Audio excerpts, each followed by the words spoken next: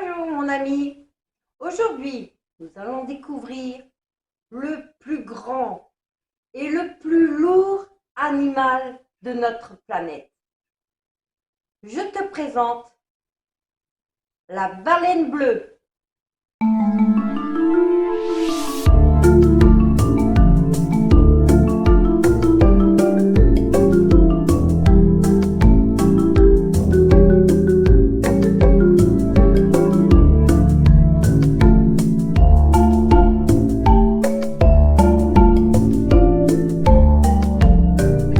On trouve les baleines bleues dans tous les océans, surtout le nord de l'océan Atlantique où elles nagent entre les zones de reproduction et d'alimentation. Elles sont également présentes dans le nord de l'océan Pacifique. Les baleines bleues de l'hémisphère sud, en particulier celles de l'Antarctique, sont généralement plus grandes que celles des autres régions. Elles préfèrent les eaux profondes, mais elles peuvent également être observées dans des estuaires et des eaux côtières peu profondes lorsqu'elles se nourrissent. Un estuaire, c'est lorsqu'un fleuve se jette dans la mer. L'eau douce du fleuve se mélange à l'eau salée de la mer. Par exemple, on peut observer des baleines dans l'estuaire du Saint-Laurent au Québec, d'avril à novembre. Il y a beaucoup d'autres espèces de baleines qui visitent cet estuaire et son golfe. En fait, elles viennent pour manger car leur nourriture s'y retrouve piégée. Je t'explique un peu plus loin ce qu'elles mangent et comment. La baleine bleue, appelée également le rorqual bleu, de son nom scientifique Balaenoptera musculus, est le plus grand animal vivant de notre planète, la Terre. La longueur moyenne de cette baleine varie entre 25 et 27 mètres, mais certains individus peuvent atteindre jusqu'à un peu plus de 33 mètres. C'est énorme! La même longueur qu'un terrain de basket qui lui a 28 mètres de long. Ça t'aide à visualiser la taille de la baleine bleue? Généralement, la femelle est la plus grande. Le poids de la baleine bleue peut atteindre 190 tonnes. Ouh! Mais je me demande bien comment ils ont pu peser l'animal. Bon, j'ai cherché. Avant, les pêcheurs ont pesé des baleines par morceaux, si tu vois ce que je veux dire. C'est dégoûtant de tuer cet animal si majestueux. Heureusement, maintenant, grâce aux drones, des chercheurs ont photographié des adultes. Ils ont tiré des mesures de longueur, largeur et de hauteur avec les bons calculs. Je ne saurais pas te dire, je suis nulle en maths. Ils ont ainsi calculé la masse des baleines étudiées. Donc 190 tonnes en moyenne. Ouf! Son corps est long et mince, avec une coloration qui varie du gris bleuté sur le dos à un ventre plus clair. La peau peut présenter des taches dont l'intensité varie d'un individu à l'autre. La tête est plate et en forme de U, avec une crête médiane qui s'étend entre les évents et l'extrémité de la mâchoire supérieure. Les évents de la baleine, ce sont des trous situés sur le dessus de sa tête. Ce sont ses narines pour respirer en fait. Il y a un genre de rabat par-dessus les évents, ce qui empêche l'eau d'entrer lorsque la baleine va sous l'eau. D'ailleurs, la baleine bleue peut plonger pendant 35 minutes sous l'eau sans respirer. Ça s'appelle en apnée. En tant qu'humain, on tient difficilement 1 minute sous l'eau. Cette baleine bat beaucoup de records. Alors, la baleine bleue est de la famille des Balaenopteridae. C'est une espèce de cétacé. Un cétacé, c'est un mammifère marin. Comme tous les mammifères, il a donc des poumons et plonge en apnée. Il a besoin de sortir sa tête hors de l'eau pour respirer. Et il allaite son bébé. Eh oui, dans l'eau. Elle peut nager jusqu'à 50 km/h. Son corps allongé lui permet cette vitesse. La bouche de la baleine bleue est remplie d'environ 300 fanons. Les fanons sont des lames cornées qui sont attachées à la mâchoire supérieure. Ils sont poilus. Ils poussent tout le temps, comme tes ongles. Ils servent à filtrer l'eau pour ne garder que les aliments qui se prennent dans les poêles. Un peu comme un filet de pêche.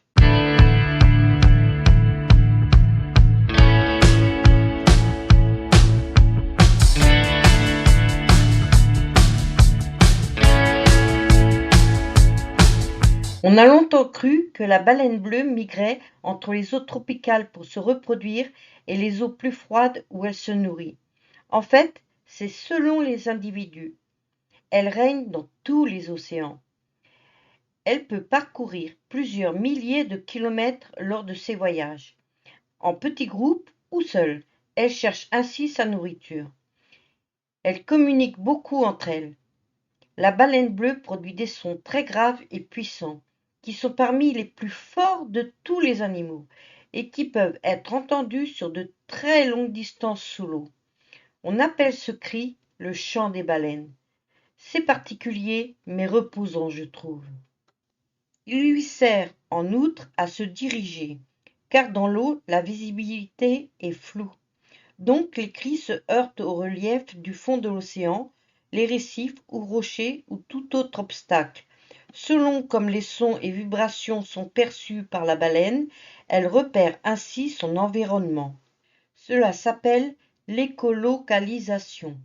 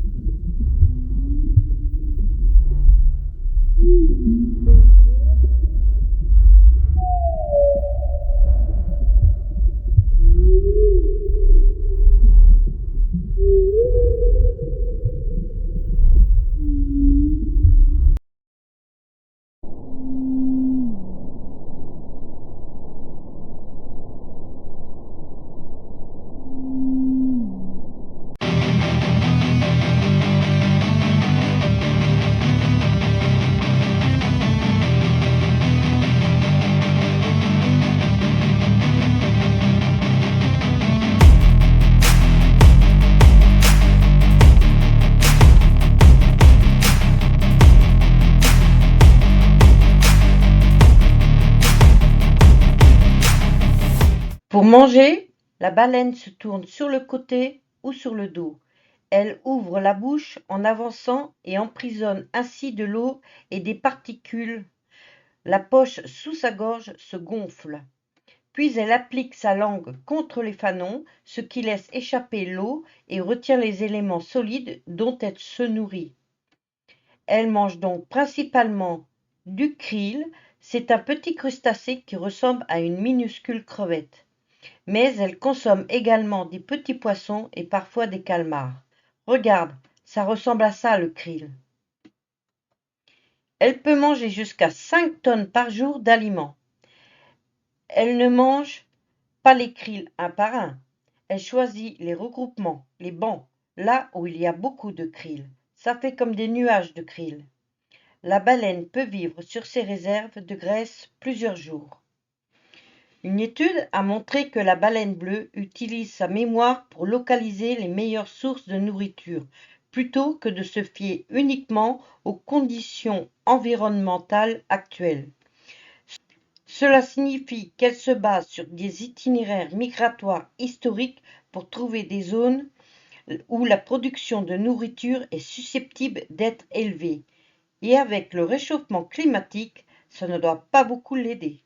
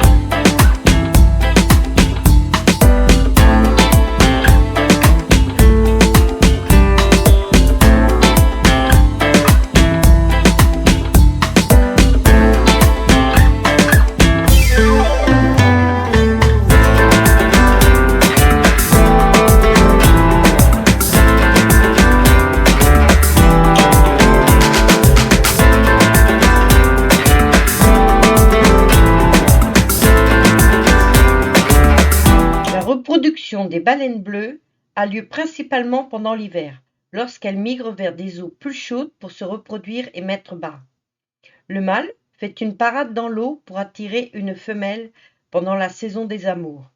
Il chante et fait des mouvements dans l'eau ressemblant à une danse. La maman baleine sera enceinte durant 10 à 12 mois. Elle aura un seul petit à la fois, seulement tous les 2 ans, bien que des jumeaux soient extrêmement rares. Les baleineaux, c'est le nom des bébés baleines, naissent généralement dans des eaux chaudes où les conditions sont plus favorables pour leur survie. À la naissance, un baleineau mesure environ 7 à 8 mètres de long et pèse entre 2 et 3 tonnes. Beau bébé! La femelle allaite son petit pendant environ 6 à 7 mois, fournissant un lait riche en graisse qui aide son petit à prendre du poids rapidement. La maman aide son petit à remonter à la surface et, se plaçant sous lui, le soulève jusqu'à la surface. Elle est très tactile avec lui. Elle le touche souvent, comme des caresses. Le baleineau observe sa mère et d'autres adultes pour apprendre les techniques de nage.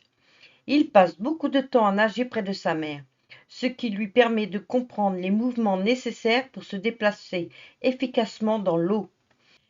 Puis il commence à explorer des proies solides, comme le krill, en observant les adultes. Cela lui permet de s'habituer à la recherche de nourriture et à la technique de filtration. Avec les études génétiques faites par les chercheurs, on a pu retracer l'arbre généalogique de la baleine bleue. Et les chercheurs ont découvert que certaines se croisaient avec d'autres espèces de baleines. Donc, certaines baleines bleues ont pour papa une baleine à bosse par exemple.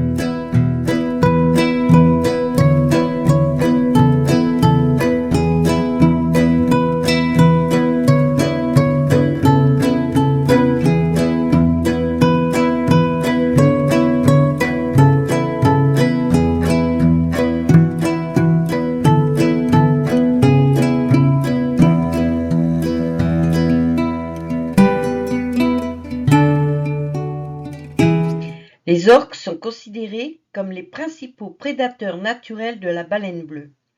Des observations ont montré des groupes d'orques attaquant et tuant des baleines bleues, même des individus de grande taille.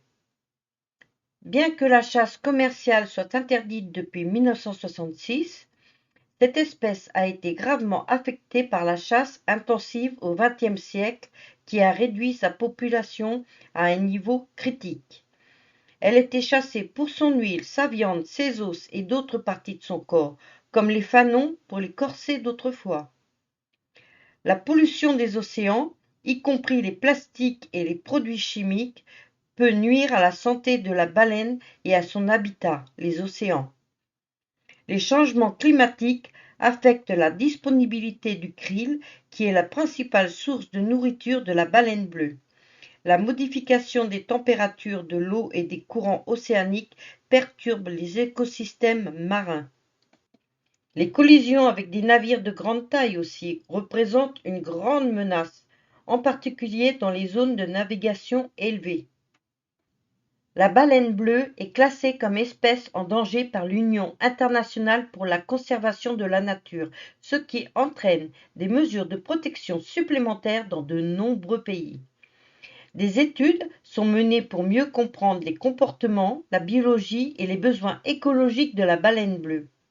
Ces recherches aident à informer les politiques de conservation et à évaluer l'état des populations. Des initiatives de suivi permettent de collecter des données sur les populations de baleines bleues, leur répartition et leur santé, ce qui est essentiel pour évaluer l'efficacité des mesures de conservation. La création de zones marines protégées contribue à conserver les habitats essentiels pour la baleine, notamment les zones de reproduction et d'alimentation. Des mesures sont mises en place pour réduire la collision entre l'animal et les navires, comme des restrictions de vitesse dans certaines zones où les baleines sont présentes. Des initiatives de sensibilisation visent à informer le public sur l'importance de la conservation des baleines bleues et des écosystèmes marins. Cela inclut des campagnes de sensibilisation et des programmes éducatifs dans les écoles. Les initiatives de conservation pour la baleine bleue sont variées et comprennent des protections légales, des programmes de recherche, la protection de l'habitat et des efforts de sensibilisation. Ces actions sont essentielles pour assurer la survie de cette espèce majestueuse. La chasse à la baleine bleue est largement interdite, mais les défis de conservation demeurent. La protection de cette espèce nécessite des efforts continus pour surveiller les populations, protéger leur habitat et sensibiliser le public aux enjeux de la conservation marine. Sa longévité est d'environ 100 ans, mais rien n'est encore sûr, car les scientifiques n'ont pas encore assez de recul. Cela fait à peine 100 ans que l'espèce est étudiée pour affirmer que sa durée de vie soit aussi longue. Autrefois, la baleine terrorisait les marins sur les bateaux. Ils pensaient que cet énorme animal était un monstre sanguinaire qui allait éventrer la coque du bateau et les manger tout crus.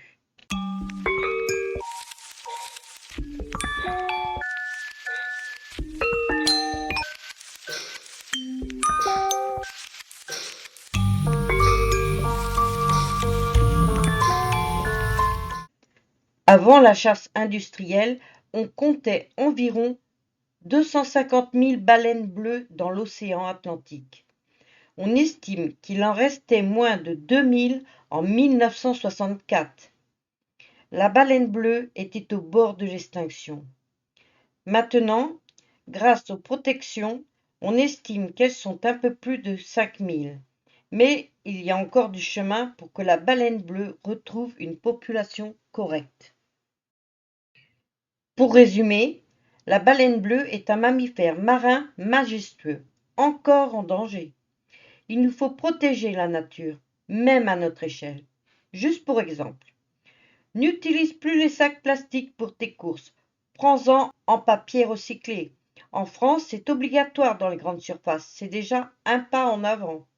Par exemple, lorsque je vais au marché, je prends mon sac de courses. Pareil pour le supermarché ou la pharmacie. Car les animaux marins confondent les sacs plastiques avec des méduses. Tu te vois manger du plastique, toi? Beurre. Voilà, mon ami. C'était la baleine bleue. Je voulais préciser pour les sacs en plastique. En montant la vidéo, mon petit-fils m'a dit « Mais je ne jette pas de sacs plastiques dans la mer, moi. J'habite trop loin. » Eh oui. Donc je précise. Où va ton sac? Dans la poubelle. Ok. Ensuite, dans la décharge. Le vent va faire voler ton sac et tous ses petits copains. Il s'arrêtera dans un arbre ou dans la rivière. Et la rivière se jette dans un fleuve qui, lui, se jette dans la mer. Tu as compris? Avec les images en plus, je pense que c'est OK pour toi aussi. Donc, fais comme moi. On essaie de ne plus utiliser les sacs plastiques. Ça fera du bien à notre planète. Pour toi, pour les autres et surtout pour eux, les animaux. Merci pour eux. Et n'oublie pas que la nature est précieuse.